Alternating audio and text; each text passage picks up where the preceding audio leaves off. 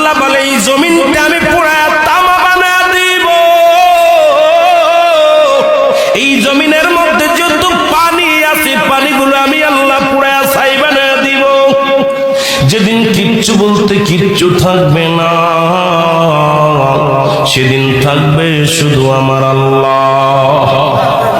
আজকে কার জন্য সুদ খাও, কার জন্য ঘুষ খাও, কার জন্য ব্যভিচার করো, কার জন্য অন্যায় করো রে মন, কার জন্য তোমরা এত বাদই করো।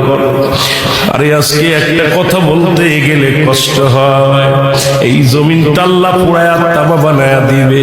এই জমিনের মাটিগুলো পুড়ে হবে তামা। এই জমিনে যত পানি আছে পানিগুলো পুড়ে হবে ছাই। এই দুনিয়ার মধ্যে কিচ্ছু যেদিন থাকবে না, ওই তুরস্কের কত বাহাদুর, কত টাকাওয়ালা মিনিটের মধ্যে